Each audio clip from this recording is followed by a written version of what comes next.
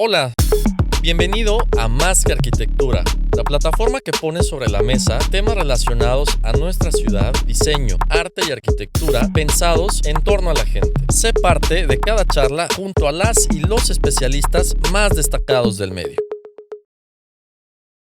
Estamos de vuelta en Más que Arquitectura para los que van sintonizando el programa el día de hoy a través de XFM 97.7. Un gusto estar contigo, Javier Alonso. Gracias, man. Gracias. Como cada miércoles estamos aquí en cabina hablando de temas relevantes para nosotros y creo que también relevantes para todos, ¿verdad? Claro, yo creo que el enfoque de los temas para Más Arquitectura siempre es los ciudadanos, y ciudadanos somos todos. Entonces, en las diferentes etapas del programa y de los programas, todos los invitados hablan de cosas que nos preocupan, ¿no? Hemos hablado del crecimiento, hemos hablado de inversiones, hemos hablado también un poco de la historia de la ciudad, ¿no? De la parte prehispánica también. Entonces, todo esto nos ayuda a entender el lugar en el que vivimos. Así es. Bueno, hemos tocado 1000 temas. Me queda claro que al final del día todos los temas influyen en el ciudadano, en la ciudad, y por eso debemos de ser un poquito abiertos con la temática del programa. Ahorita en 2023 se vienen cosas bien interesantes, ¿no? Vamos a mejorar. Recuerden que estamos en las redes sociales, en Instagram, Facebook, YouTube. Vamos a mejorar también la parte de video. Creo que ya lo hacemos de una manera muy honesta con el equipo que tenemos, en el momento que se debe de grabar, y así tal cual se sube, pero vamos a empezar a meter más edición y vamos a estar haciendo cosas bien interesantes. Así es, man. Y bien, empezando a tocar los temas el día de hoy en el que nos encontramos tú y yo, y rara vez nos damos este espacio, ¿no? Para compartir con ustedes estas ideas y recuento cosas, pero también entender un poquito hacia dónde nos ha llevado las ideas y las pláticas de este año también, ¿no? Hablábamos hace rato sobre las tendencias, el estilo y sobre todo empezamos a hablar de acabados, ¿no? Y salió el chucum y el cemento blanco. Y creo que este tipo de tendencias y gustos pues han florecido muchísimo, ¿no? Ahora ya no concebimos una alberca o piscina de mosaico, de veneciano. Enseguida piensas una alberca chucum, beige, el agua azul como turquesa, y ya, ¿no? Ahí como que se ha atorado ahí el concepto de las piscinas. Y esto pasa con una serie de aspectos, partes de la casa, ¿no? Que partes también a veces son el programa arquitectónico, y esto va a veces a los espacios, terrazas que están de moda, asoleaderos que están de moda, ¿no? Espacios de asadores, por ejemplo, con tanta moda que hay ahorita también del asador. Entonces, Javier, ¿tú en qué sentido o qué crees que perseguimos todos nosotros yendo a estas tendencias o queriendo adaptarlas a nuestra vida? De entrada, yo creo que habría que entender un poco de qué es moda, ¿no? Claro. Porque definitivamente nos movemos como sociedad con modas o con tendencias, como bien comentas, Anelsan. Y creo que el principio inicial de la moda es, de alguna manera, abrirse a nuevas propuestas, abrirse a la innovación y dejar un poquito atrás lo clásico o el pasado, ¿no? Entonces, de alguna manera, la moda es una antítesis de lo clásico, claro, ¿no? Tenemos que hacer algo diferente. Nos ponemos siempre la pregunta por encima de tenemos que hacer algo diferente o cómo podemos mejorar. Y muchas veces la gente no cae en propuestas nuevas pensando cómo lo hacemos diferente, ¿no? Porque creo que sería muy trillado pensar, voy a agarrar algo y lo voy a mover hacia la derecha porque sea diferente. Normalmente queremos hacer algo mejor, ¿no? Entonces nos echamos para atrás lo que existe, proponemos algo nuevo, y en esa novedad empiezan a haber modas y corrientes que nos vamos identificando, ¿no? Y es a veces donde copiamos el look, ¿no? La forma y no el fondo también. Yo creo que entender las tendencias es muy importante cuando hablamos de arquitectura, cuando hablamos de ciudad y de todo en general. Cuando hablamos de tendencia, esta vez hablabas de dejar el pasado, ¿no? Yo creo que esto dice tal cual que es una tendencia porque eso refleja una situación actual, que muchas veces es una pandemia, alguna carencia, alguna situación fuerte que estamos pasando, ¿no? Y la parte creativa de todos nosotros pues viene a reflejar o expresar esto y plantarlo en todos los oficios, ¿no? Hablamos de la arquitectura, pero también de las artes plásticas, y empezamos a ver todas estas exposiciones nuevas de artistas que han surgido a partir de la pandemia, ¿no? como dejando salir todo este sentir de la sociedad o tratando de ponerlo sobre papel o algún medio, y creo que por ahí van las tendencias. Y cuando perdemos de vista de dónde vienen estas tendencias o estas necesidades iniciales, pues nada más estamos como siguiendo la corriente, ¿no? La corriente. Que bueno, de alguna manera ahí estamos todos, pero ¿qué pasa con la arquitectura? Al momento que escogemos una corriente que de plano no nos acomoda, nos vamos a dar cuenta de esto tal vez un poco tarde, ¿no? Ya cuando vivamos una casa que finalmente ni nos gusta el chucum, ¿no? Así es. Fíjate cómo son las cosas y cómo ha afectado la comunicación, la comunicación y la globalización y todo lo que nos conecta alrededor del mundo, porque antes, por ejemplo en Mérida, ¿no? Veías las etapas del crecimiento de la ciudad y las tendencias o los estilos arquitectónicos muy marcados, ¿no? Por ejemplo, Colonia México, ¿no? Tienes un estilo predominante, bueno, dos realmente, ¿no? Tienes el funcionalismo y tienes el deco, pero tienes otros ahí mezclados, pero vaya, el impacto de una situación era muy general. Y ahorita te vas a otras zonas nuevas de la ciudad y de repente ves una casa completamente blanca, otra con acero, otra con puro vidrio, otra con chucumeada, otra, ¿sí? Y con techos inclinados, con teja. Entonces, creo que la comunicación y el estar en contacto con lo que pasa en otras partes del mundo nos permite hoy, como bien dices, decir, ¿sabes qué? Me adapto a esta o mi estilo es este, ¿no? Claro. Y entonces, así como vestimos diferente cada quien, pues la arquitectura también va siendo muchísimo más diversa y complementaria hoy, porque no podríamos decir rica, porque no siempre las decisiones son las adecuadas, pero es diversa, ¿no? Son las decisiones necesarias, ¿no? Para vivir como mejor podamos dentro de lo que podemos. Yo creo que también en estos márgenes estamos bailando todos, y como siempre es de los márgenes que dentro de lo que podamos, pues hay que tomar las decisiones de manera informada, ¿no? Porque si esto va hacia nuestro patrimonio, que es una casa o tal vez un negocio, las decisiones que esto tome, pues determinarán mucho el curso de nuestro bienestar económico, la familia, etcétera, ¿no? Así es. Y entonces aquí partimos como a decir, bueno, esto por un lado, cuando hacemos una casa para nosotros, pero ¿qué tal cuando hacemos casas para vender? ¿Cuál consideras, man, que es la tendencia ahorita en casas, el grueso de la oferta? ¿A qué está apuntando, por ejemplo? Mira, podemos verla desde diferentes ópticas o perspectivas. Si la vemos desde un ámbito comercial, de ticket, ¿no? O sea, la gente que tenemos en Mérida, que somos los meridanos, ya sea residentes o fluctuantes, tenemos un ticket, ¿no? Sí. Hay un poder adquisitivo que se puede identificar, ¿no? Y dependiendo del rango. Alcanza, ¿no? Exacto. Dependiendo del rango es si van a ser 2, 3 habitaciones, cuántos baños, van a ser 2 pisos, 1 piso, si vas a tener terreno va a ser depa. Pero bueno, si nos vamos también al tema de la tendencia en cuestión de estética o estilo de lo que estamos platicando, hay algo bien chistoso, y eso es un estudio que se hizo en México. Empezaron a investigar cuál para la familia, o sea, hablando de una familia de pareja e hijos, qué casa les gustaba más, independientemente de no metiéndonos al programa arquitectónico y a las áreas. De acuerdo. Las fachadas que tenían colores oscuros y que eran cuadradas, de alguna manera como una vista masculina, le transmitían a las mujeres más seguridad en la vivienda. Si agarrábamos vivienda con mucho vidrio, boleadas, espacios, mucho vidrio me refiero a mucha relación visual del exterior hacia el interior, colores bajitos, claro.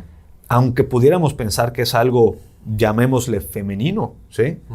La mujer o la familia no estaba tan dirigida para esa, prefería una casa que transmita esa seguridad, esa caja sólida con colores oscuros, ¿no? Entonces, también hay una psicología al momento de escoger una casa, no precisamente por un ticket, sino por una naturaleza. Por una forma. ¿No? Fíjate que esto me resuena mucho. Estamos trabajando en un proyecto en el estudio en el que la casa precisamente es de una mujer, pero es un personaje ficticio porque la casa se va a rentar en plataformas digitales.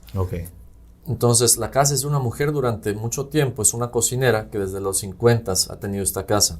Entonces, la casa debe funcionar como tal. El corazón, desde luego, la cocina, pero actualmente la construcción es una imprenta abandonada, ¿no? Entonces, ¿Cuál fue parte de las decisiones para darle un toque femenino y que el personaje se sintiera en la casa? Pues es que las líneas de la casa fueran más suaves, es decir, tuviera algunas curvas, algunos arcos, y de esta manera el toque de los detalles toma otro tono, ¿no? Así es. Es aquí donde coinciden estas dos partes de la venta con la arquitectura, como estás mencionando, creo, y que vemos que las líneas suaves tienen hacia un lado y lo otro hacia otro. Entonces hay que ver a quién le estamos o diseñando o a quién le estamos vendiendo una casa, ¿no? Totalmente, totalmente. Hay que entender que la venta de un inmueble no es arquitectura, por así decirlo, ¿no? La arquitectura se piensa, se analiza, claro, tiene un sentido, tiene un porqué, tiene una corriente, tiene una intención. Y el mercado inmobiliario es disponer de un producto competitivo para un mercado que está ávido de consumo, ¿no? Sí. Y que haya arquitectura de por medio, porque yo, desarrollador, tengo que contratar estudio más que arquitectura para hacer un producto, pero definitivamente no voy a poder tomar decisiones como lo está haciendo tu clienta, ¿no? Claro. Estaría bien interesante que nos sigas platicando más de los proyectos que traes. Claro que sí. Ahorita vigente, Ángel Sanz. Buenísimo, pues vamos a seguir con esa idea. Antes de salir al corte, les recuerdo, pueden escuchar el programa en Spotify también, verlo en YouTube como platicaba Javier. Y pues muchas gracias a ASO Desarrollo Inmobiliario por formar parte de este programa. Vamos a un corte y regresamos con Más que Arquitectura. Más que Arquitectura. Estamos de vuelta en Más que Arquitectura. Para los que van sintonizando, un servidor, el arquitecto Ángel Sánchez, aquí con Javier Alonso. Un gusto estar de vuelta contigo, man. Igualmente, man. Recordamos redes sociales, Más que Arquitectura, y estamos todos los miércoles aquí platicando de temas de la ciudad, culturales y todo lo que nos compete a todos. En el bloque pasado, Ángel Sanz, platicábamos un poco de los proyectos, platicabas una experiencia con un cliente, ¿no? Que vaya que el proceso arquitectónico es algo padrísimo, yo creo, en las familias, ¿no? Y es algo que no todos se pueden dar el lujo de contratar a un arquitecto y ver ese proceso, pero lo recomiendo muchísimo, ¿no? Claro. Ahora, Gracias. En la playa, ¿qué está pasando, man? Definitivamente Mérida está creciendo, digo, Yucatán, Mérida, pero la costa está teniendo una gentrificación, está llegando tanta gente buscando inmuebles, espacios para compartir. Mucha gente que viene y que no tiene playa cerca, ve una ganga que estemos a 29 kilómetros de Mérida, de la costa y dicen, wow, tenemos que estar allá. Claro. ¿Qué experiencia hay en arquitectura por ahí? En ese sentido, bueno, la costa y con lo referente al estudio, lo que hemos experimentado, por un lado, es el impulso de la vivienda en zonas menos ocupadas como Chuburná, Cizal y tal, en terrenos que no parecían terrenos hasta hace poco. Es decir, cuando hablamos de la playa nos imaginamos frente al mar, ¿no? Pero además de haber segundas y terceras filas, en algunos casos tenemos la parte del manglar también, que sea estas parcelas ejidales pues también se han lotificado con diversos tipos de proyectos locales y de fuera, ¿no? Por igual. Y esto ofrece también una oportunidad distinta para echar ojo primero a un área que de entrada es de conservación, ¿no? Okay. Y cualquier cosa que vaya a tocar ese suelo de entrada, pues ya está siendo agresivo. Entonces, por ende, las propuestas deben tener el menor impacto posible, ¿no? Algunas veces se puede, a veces no. En el caso de nosotros, por un lado, es el de una casa de retiro. Y bueno, pensar de esa manera, pues nos llevó a pensar en una huella muy pequeña constructiva, claro, para que estas parcelas grandes tengan todavía buena vegetación de manglar o cercana al manglar y por otro lado la gente pueda convivir con este entorno, ¿no? Y no pierdan el contacto del sitio. Por otro lado también los proyectos cerca de Progreso. Vemos el malecón como se ha transformado en los últimos 10 años y es increíble, ¿no? La cantidad de restaurantes que han cambiado, los restaurantes que ya están modernizados también a los servicios y productos que consumimos hoy. Y tenemos a la izquierda del malecón, el nuevo malecón, ¿no? Que si analizamos un poco nos damos cuenta que del lado derecho tenemos una serie de restaurantes, lugares cantineros y tal, como vamos a llamarle del ocio y diversión nocturna. Y del otro lado, naturalmente, se ha dado una parte más deportiva. Entonces, tenemos el lugar, el skate park, tenemos el área de juegos de feria y este tipo de mobiliario que está puesto ahí, este mobiliario urbano que está puesto ahí, que bueno, da pie a una serie de actividades. Si tenemos el malecón, pues puesto ahí para prepararse y que los terrenos vayan hacia eso, ¿no? Y en ese sentido, algunos de los proyectos que estamos haciendo ahí, como un club de playa, pues atiende un poco al sentido de, o atiende totalmente al sentido de entender ese contexto más deportivo, Claro. que nocturno, ¿no? Entonces atiende más a hacer playa, porque bueno, del lado izquierdo al malecón, que es la zona que llamamos comúnmente como el playón de Progreso, y la playa está larga, a diferencia del lado de los restaurantes, pues bueno, hay de una que proteger, ¿no? Por un lado. Y pensar que toda la actividad pueda suceder antes de eso y no invadir la playa es importante para empezar. Eso, y que las actividades propuestas pues vayan en línea con lo que naturalmente se está dando, es importante. De entrada, con eso, la dinámica que se puede proponer en un proyecto pues resulta más atractiva para un cliente que busca adaptarse al entorno, ¿no? Claro, claro. No, y creo que hay una lectura muy clara seguramente desde el cliente que encargó el proyecto y desde la parte arquitectónica en tu caso, porque la playa, si bien es un bien para todos, y lo sabemos, porque la playa no tiene dueño, por así decirlo, la realidad es que la accesibilidad y la comodidad de poder ocupar un espacio en la playa cada vez es menor. Claro. Y la gente que le gusta ir, pues se topa con que ya hay casas, ya hay esto, ya hay departamentos, el desarrollo vertical igual está pegándole fuerte a la costa. No digo que malamente fuerte, pero yo creo que todas las cosas tienen sus pros y sus contras, ¿no? Sí, es un proceso de gentrificación también, ¿no? Así es. Y el hecho que estén proponiendo clubes de playa y la forma en la que lo están haciendo, creo que es lo más adecuado. Al final del día, la gente cuando va a la playa necesita un bañito, necesita donde cambiarse, enjuagarse el agua salada, guardar sus cosas. Así es. Y está buenísimo que hoy tengamos esta infraestructura. Antes no la teníamos. Acuérdate que hace años, y los yucatecos que llevan tiempo acá viviendo, no me van a dejar mentir, era ir en tu coche y literalmente campamento, ¿no? Así te regresas, y ¿no? si se acababa la música de tu bocina y las aguas, pues tenías que regresarte a Mérida y además no había tantos retenes, ¿verdad? Claro. Así es más divertido. Pero era una aventura, pero ha cambiado. Y otra cosa, Ángel, mencionas el tema del manglar. Fíjate que yo nunca había visto un proyecto. Conozco el proyecto que estás haciendo en Más Arquitectura Estudio, pero nunca había volteado a ver el área de un manglar como un área natural para vivir y para estar en contacto, porque tenemos a veces la idea errónea de que un manglar es un espacio difícil, porque eventualmente en el manglar de aquí de Yucatán hay cocodrilos, mosquitos, algunos olores en ciertas épocas del año, y a veces nos cerramos a la naturaleza que nos rodea y que nos acompaña, porque no es algo nuevo para nosotros. El olor de la ciénega a mí me encanta, pero podría no resultar agradable a todos. Exacto. ¿Y cómo gestionar esto? Bueno, yo creo que en ese sentido intervienen varias partes, desde la social, cultural y tal, porque si una pareja viene a vivir a la costa y se sitúa en alguno de los pueblos, digamos, que están en desarrollo, como Suizal, Churna, y del otro lado San Crisanto y los que siguen para allá, hay que como entender una situación cultural, cómo se vive en ese sitio, qué comodidades hay, y muchas veces ocurre un shock cultural, ¿no? Porque podríamos estar acostumbrados como usuarios a ciertas comodidades que este terreno no nos va a dar.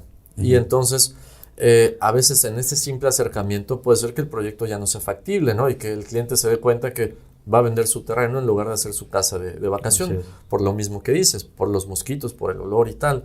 Entonces yo creo que esta parte de sensibilización al entorno va no solo desde el diseño arquitectónico, sino también la parte cultural y social. En el mismo sentido, se está acomodando una comunidad creciente de gente de todos lados y sobre todo locales, claro, en Chuburná, por ejemplo.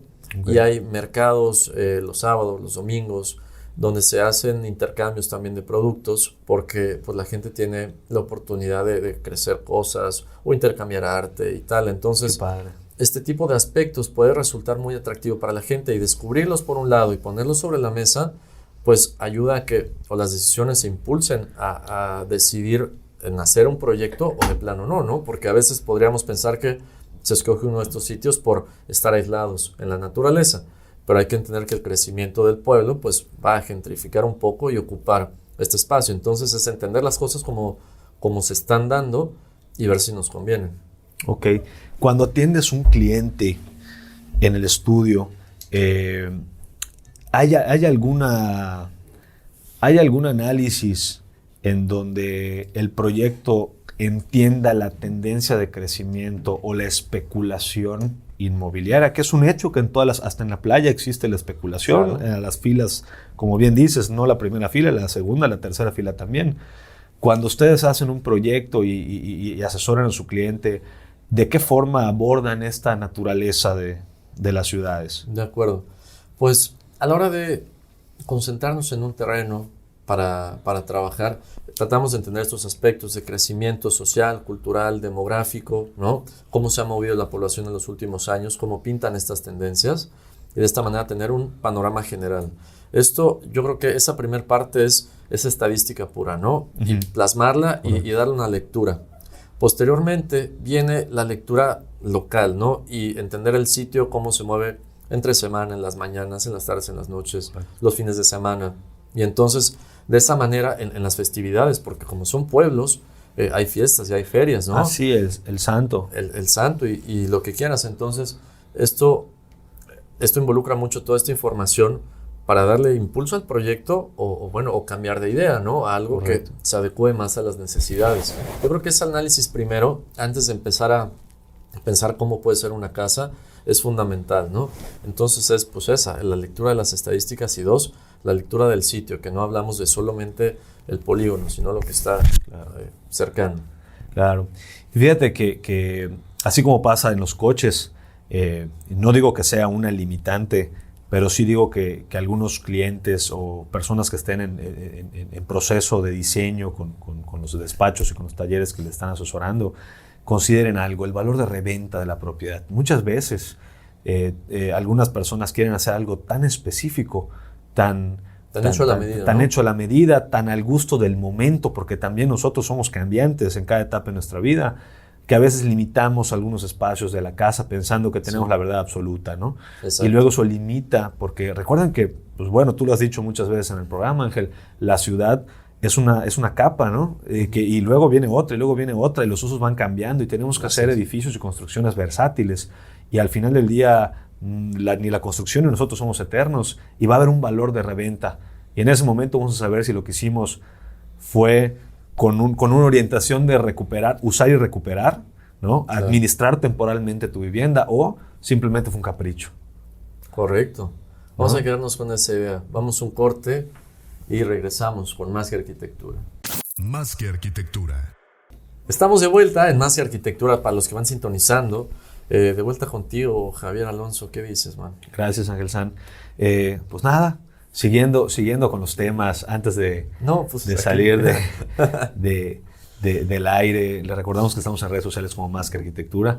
Y bueno, ya platicamos en el blog anterior sobre algunos ejemplos de proyectos en la costa, proyectos en Mérida, conceptos que se tienen en cuenta al momento de diseñar y hacer un buen producto. Pero ¿qué hay del proceso de diseño, ¿no? Para todos los que están tratando de conseguir una asesoría en diseño o están en el proceso con algún despacho, con algún estudio, ¿qué hay? ¿Cómo se vive un proceso de diseño en Más que Arquitectura Estudio, Ángel San? De acuerdo, man, gracias. Bien, yo creo que en la práctica, en la poca práctica que llevamos o mucha, como se puede entender, algo que es principal y primordial cuando se empieza a hablar sobre un proyecto, antes de hablar sobre el proyecto hay que hablar sobre la gente que interviene en él, es decir, de dónde viene esta idea, de qué necesidad surge, ¿no? Entender si estas necesidades están conflictuadas, ¿no?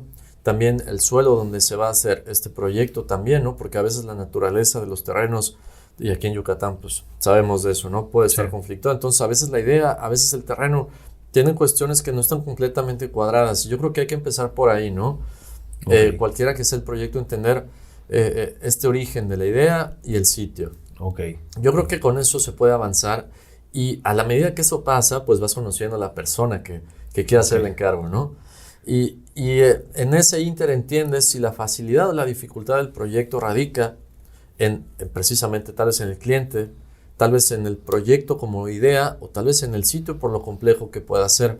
Entonces yo creo que atendiendo a la dificultad o el punto, digamos, el punto clave del proyecto, de ahí irá el resultado, ¿no? Para adelante. Okay. Entonces eso por un lado, se va dando cuando nos conocemos, en pocas palabras. Okay. Nos conocemos y bien, ya que se entiende esto, ya se puede hacer una propuesta de trabajo, ¿no? Porque yo creo que presupuesto es un concepto con un número y propuesta de trabajo es algo que implica tiempos, condiciones, un programa de pagos y alcances que, bueno, ya es un acuerdo más complejo, ¿no? Así es. Y este acuerdo cuando se presenta, pues precisamente tiene es un pie para que podamos trabajar esta idea y se modificará seguramente este documento, ¿no? Porque en una propuesta de trabajo 2 personas o 2 grupos de personas encontrarán el acuerdo mutuo para avanzar esta idea, ¿no? Sí. Una vez que eso pase, se llega al acuerdo, bueno, se contemplan ciertos tiempos por etapas del proyecto, ¿no? Y que desde luego yo creo que en la naturaleza de la arquitectura esta parte imaginaria pues es la más divertida, ¿no?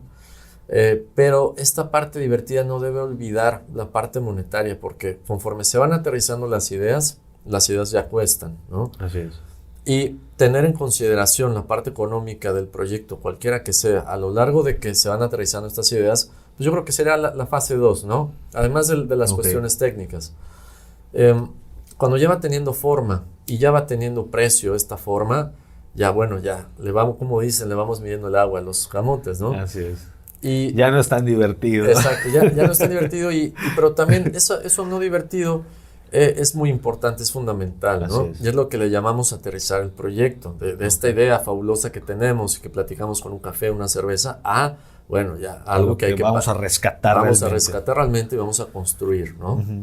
Entonces, pues lo siguiente, una vez terminado este aterrizaje de proyecto y que nos gusta esta idea, pues viene la parte para darle forma darle forma al plan de la construcción, ¿no? Y en este plan se vuelven a modificar varias cosas porque la idea original que teníamos como presupuesto se ve afectada en el momento que decimos, bueno, ya lo vamos a invertir, ¿no? Y en el momento que se va a impactar ese dinero que tenemos para este proyecto, hay ajustes. Y hay que entender siempre una flexibilidad continua en esto.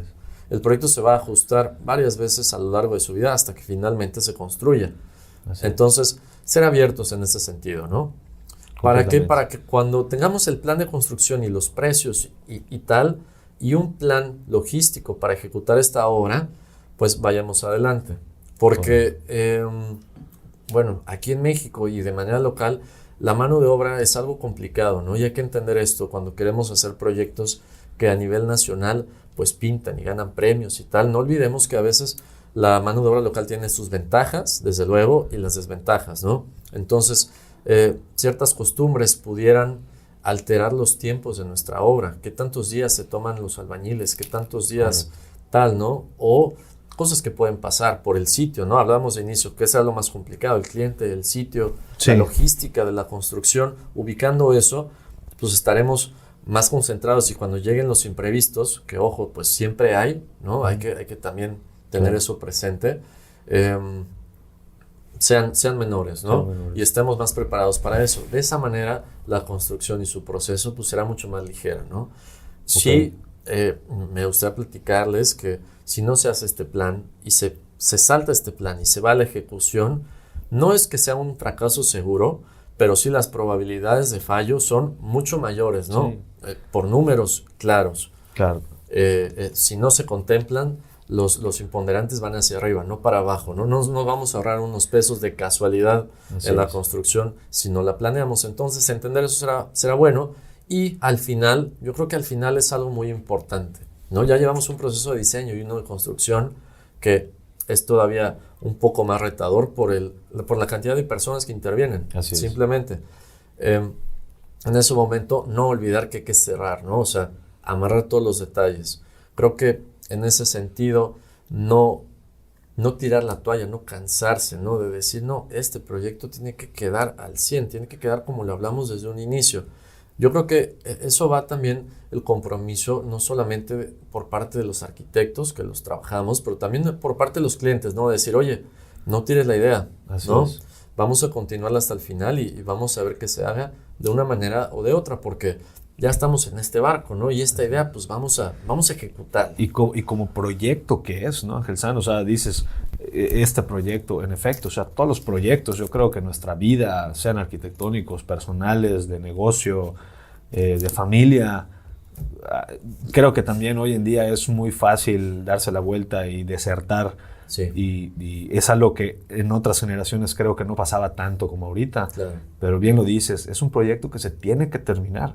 ¿Sí? Sí, Se tiene que terminar y pueden haber cambios y posiblemente los cambios sean complementar el proyecto o reducir el proyecto, pero el que se termina, se termina. Así es, ¿no? Porque los tiempos cambiarán cuando se vaya a construir y eso llevará a cosas nuevas. Claro. Ahora, tú hablas de un proceso de construcción, Ángel Sanz. Digo, tenemos la etapa del diseño, por lo que me estás comentando, y tenemos la etapa de acompañamiento de la construcción. Sí. ¿Qué tanto? Porque, bueno, tenemos la idea de que los despachos de diseño, en este caso Más que Arquitectura Estudios, solamente diseña.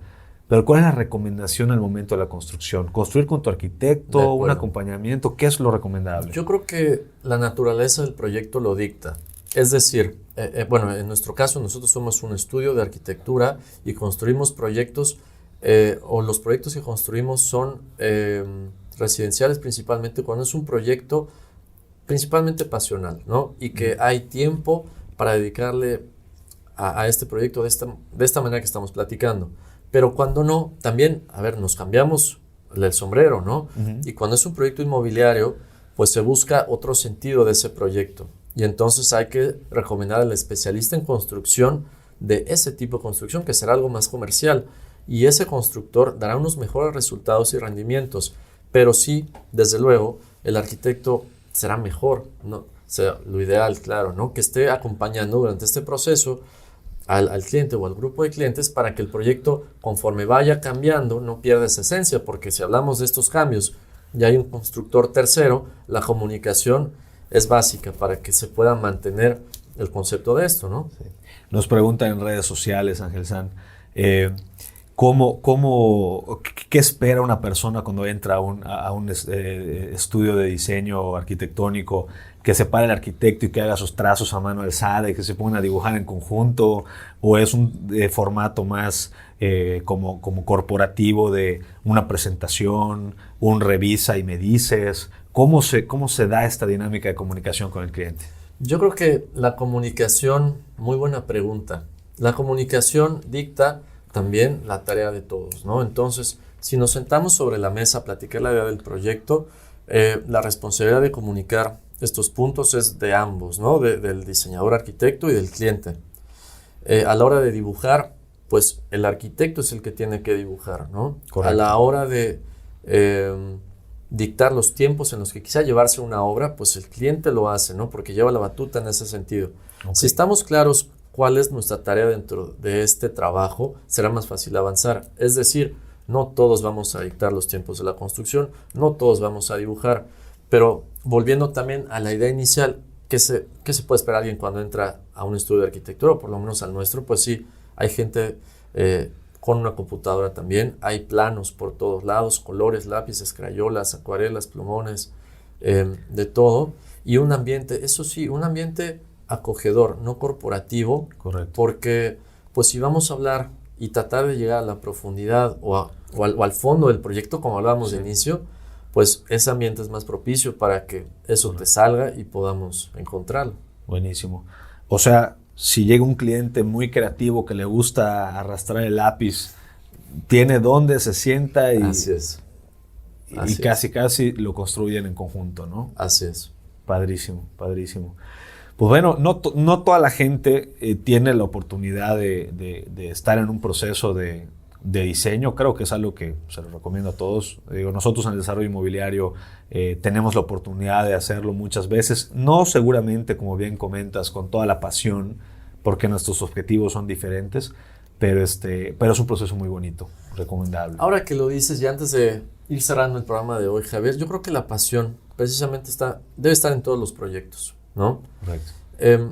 A lo que me refiero con un proyecto pasional, tal vez sea un proyecto personal, a nivel personal, ¿no? Pero yo creo que los proyectos de todas las categorías deben tener esa pasión porque, digo, todos en nuestros distintos trabajos, profesiones y tal, debemos imprimirle eso, si no, las cosas quedan vacías, a medias. ¿no? Hay que meterle esa pasión para que vaya saliendo. Así es, completamente de acuerdo, Ángel Sanz. Pues ya estamos cerrando el programa de hoy, Ángel Sanz. Muchísimas gracias. Quiero recalcar que, bueno, el día de hoy estamos yo y Ángel Sanz, yo Javier y Ángel Sanz. Ángel Sanz como como Más que Arquitectura Estudio, que lo pueden ver en las redes sociales, tanto del programa como las redes sociales Más que Arquitectura. Ampliamente recomendable. Socio en la radio, algunos proyectos en sociedad también, diseñador de cabecera de ASO Desarrollo Inmobiliario, y pues bueno, nos ponemos a su disposición para lo que se requiera en Buenísimo, futuro, no se pierdan el programa. Si lo quieren escuchar de nuevo, va a estar en Spotify al final de la semana y en YouTube también. Muchas gracias a Tania en los controles y a José aquí en los digitales también, y a toda la banda que escucha el programa. Nos vemos hasta la próxima. Hasta la próxima.